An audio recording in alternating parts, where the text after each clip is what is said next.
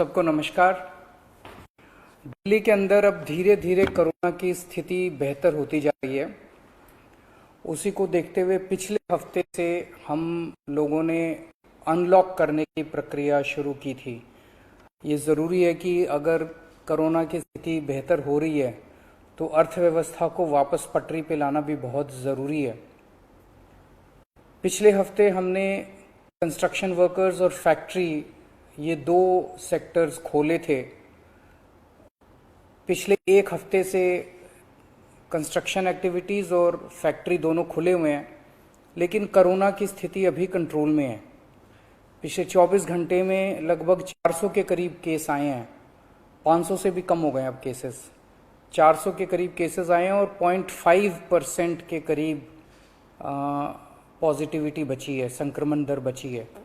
तो स्थिति काफ़ी कंट्रोल में है और भगवान करे ऐसे ही कंट्रोल में रहे। तो ये वाला जो लॉकडाउन पिछले हफ्ते ऐलान किया था वो सोमवार को सुबह 5 बजे तक है। उसके आगे भी लॉकडाउन जारी रहेगा, लेकिन काफ़ी सारी और एक्टिविटीज़ में रियायत दी जा रही है, उनको खोला जा रहा है।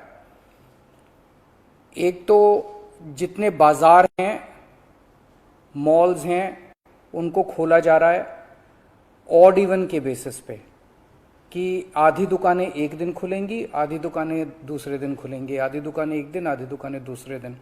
10 बजे से सुबह 10 बजे से शाम को 8 बजे तक दुकान नंबर के हिसाब से, ऑड इवन के हिसाब से दुकानें खोली जाएंगी। दूसरा, जितने दिल्ली में सरकारी दफ्तर हैं, उन सरकारी दफ्तरों में ग्रुप ए ऑफिसर्स जो हैं वो 100% काम करेंगे और ग्रुप बाकी उसके नीचे वाले जो हैं वो 50% काम करेंगे।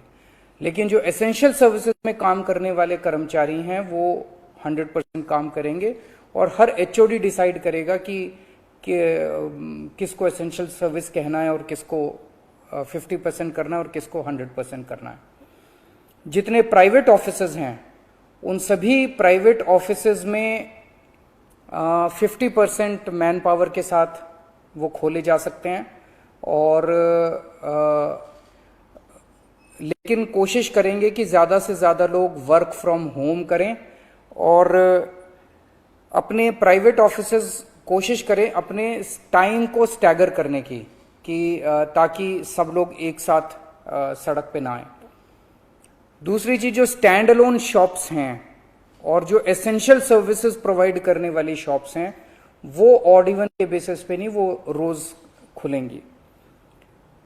दिल्ली मेट्रो 50% कैपेसिटी के ऊपर चालू की जा रही है और ई कॉमर्स के जरिए जो सामान बेचने की प्रक्रिया है वो चालू रहेगी। तो मोटे मोटे तौर पे ये चीज़ों की रियायत दी जा रही है और मैं उम्मीद करता हूँ इसके बाद देखेंगे कि आने वाले हफ्ते के अंदर भी कोरोना की स्थिति अगर काबू में रही तो और कई सारी एक्टिविटीज़ को फिर उसके अगले हफ्ते खोलेंगे। थर्ड वेव कहा जा रहा है, एक्सपर्ट्स कह रहे हैं कि थर्ड वेव आएगी। कब आएगी, कितनी भयावह होगी, इसके बारे में किसी को कोई जानकारी नहीं है। लेकिन एक जिम्मेदार सरकार होने के नाते हमारी जिम्मेदारी बनती है कि उसकी पूरी तरह से हम तैयारी करें, ताकि अगर थर्ड वेव आती है, अगर बहुत भयानक होती है, तो सरकार उस वक्त जनता के लिए तैयार हो। इसकी तैयारियां पूरे जोर शोर से दिल्ली सरकार के अंदर चल रही हैं और कल लगभग 6 घंटे तक मैंने 2 अलग अलग मीटिंग ली, एक्सपर्ट्स के साथ बात की, जिन ऑफिसर्स ने अभी कोरोना के दौरान काम किया था उनके साथ बात की। हमने 2 कमिटीज़ बनाई हैं, उन दोनों कमिटीज़ के साथ मैंने बहुत डिटेल में चर्चा की। एक चीज़ हम लोगों को ये तय करनी थी, इस बार कोरोना की जो पीक आई थी, मतलब एक दिन में मैक्सिमम कितने केस आए, लगभग 28,000 के करीब केसेस आए थे एक दिन में, 22 या 23 अप्रैल के आसपास। अगली पीक कितनी हो सकती है, तो ये तय किया गया कि अगली पीक 37,000, एक्सपर्ट्स के साथ बात करके, ऑफिसर्स के साथ बात करके, सबके साथ बात करके, कि 37,000 पीक मान के इसकी तैयारी शुरू की जाए। इसका मतलब ये नहीं है कि अगर इससे ज्यादा की पीक आएगी तो हम तैयार नहीं हैं, हम उसके लिए भी तैयार हैं, लेकिन एक तरह से 37,000 के बेस के ऊपर अगर हम तैयार हो गए तो फिर अगर उससे भी कहीं ज्यादा पीक आती है तो उसकी भी तैयारी हम लोग, उसकी भी, अगर 37,000 की तैयारी हमारी है तो फिर मान लीजिए और ज्यादा आती है तो उसकी तैयारी तो होगी उसके लिए हम ज्यादा तैयार हो पाएंगे। तो 37,000 को एक तरह से बेस माना जा रहा है। 37,000 की पीक की तैयारी के हिसाब से अब सारे कैलकुलेशंस किए जा रहे हैं कि अगर 37,000 की पीक आती है तो कितने बेड्स की जरूरत पड़ेगी, कितने आईसीयू की जरूरत पड़ेगी, कितने उसमें से बच्चों वाले होने चाहिए, कितनी ऑक्सीजन की जरूरत पड़ेगी, ये सारी चीजें, अब कितनी दवाइयों की जरूरत पड़ेगी, ये सारी चीजें अब कैलकुलेट की जा रही हैं। एक पीडियाट्रिक टास्क फोर्स अलग से बनाई गई है। वो पीडियाट्रिक टास्क फोर्स ये तय करेगी कि जितने हमारे ऑक्सीजन बेड्स होंगे उसमें से कितने बच्चों के होने चाहिए, जितने आईसीयू बेड्स होंगे उसमें से कितने बच्चों के होने चाहिए। जो बच्चों के होंगे उसके लिए फिर अलग किस्म का सारा इक्विपमेंट होगा, उसका अलग किस्म के मास्क होंगे, अलग किस्म का ऑक्सीजन का मास्क होगा, उसकी सारी चीजें अलग होंगी। वो पीडियाट्रिक टास्क फोर्स बना दी गई है कल, वो अलग से अपनी तैयारी करके अपनी रिकमेंडेशंस देगी। इस बार ऑक्सीजन की बड़ी कमी हुई थी और ऑक्सीजन की कमी की वजह से हम लोगों ने देखा कि कई बार ऐसे हुआ था जब ऑक्सीजन बेड्स नहीं मिले थे, ऑक्सीजन के लिए काफी संघर्ष करना पड़ा था।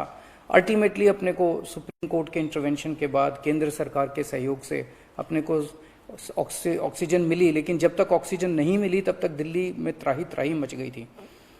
अगली वेव अगर आती है तो हम नहीं चाहते कि इस तरह की दिल्ली के अंदर त्राही त्राही मचे, तो ये तय किया गया, इसकी तैयारी शुरू कर दी गई। 420 टन ऑक्सीजन की स्टोरेज कैपेसिटी तैयार की जा रही है।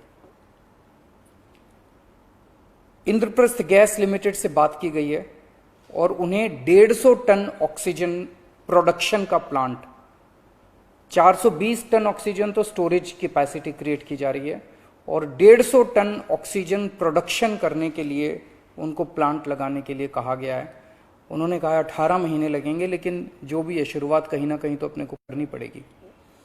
इसके अलावा इस बार सबसे बड़ी दिक्कत आई थी टैंकरों की। ऑक्सीजन के टैंकर नहीं थे दिल्ली में, दिल्ली इंडस्ट्रियल स्टेट नहीं है, इसीलिए अपने पास ऑक्सीजन टैंकर है ही नहीं दिल्ली में।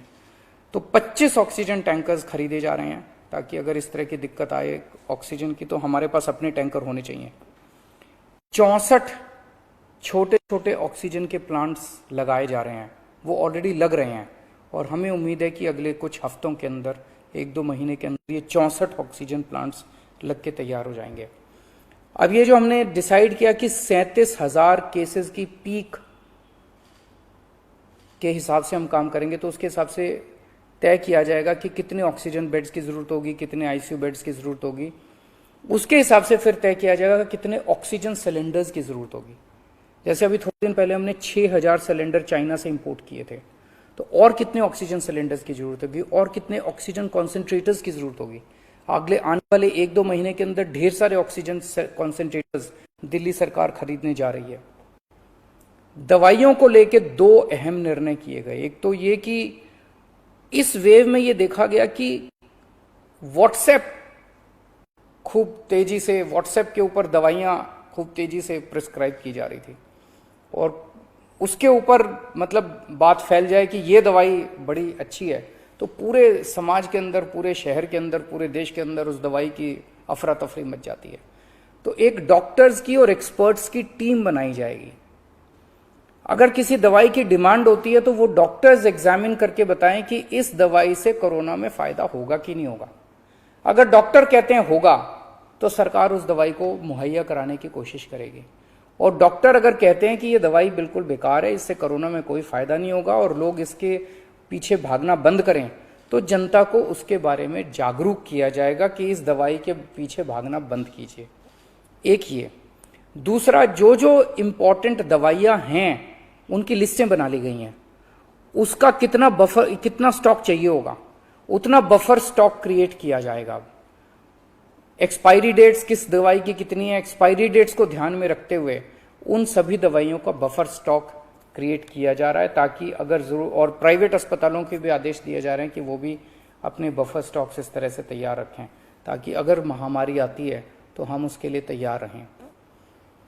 इसके अलावा 2 जीनोम सीक्वेंसिंग लैब्स बनाई जा रही हैं एलएनजेपी हॉस्पिटल में और आईएलबीएस में, ताकि हमें भी पता रहे कि दिल्ली के अंदर जो भी वेरिएंट आ रहा है वो वेरिएंट कौन सा वेरिएंट है, पुराने वाला है या कोई नया वेरिएंट आ गया है, और हमें इस बारे में क्या एहतियात बरतने की ज़रूरत है, हम एक्सपर्ट से पूछ सकते हैं। तो ये बहुत सारी चीज़ें कल चर्चा हुई, ये कुछ चीज़ें मैंने आपको बताई हैं और आपको यही आश्वासन देना चाहता हूं कि आपकी सरकार पूरी तरह से 24 घंटे लगी हुई है इसमें। मैं उम्मीद करता हूं कि अब कोई तीसरी वेव नहीं आनी चाहिए, उसके पहले हम कोशिश करेंगे अपने लोगों को वैक्सीनेट कर दें, लेकिन अगर तीसरी वेव आती है तो लोगों को तकलीफ नहीं होनी चाहिए, इसके बारे में हम पूरी कोशिश करेंगे। नमस्कार।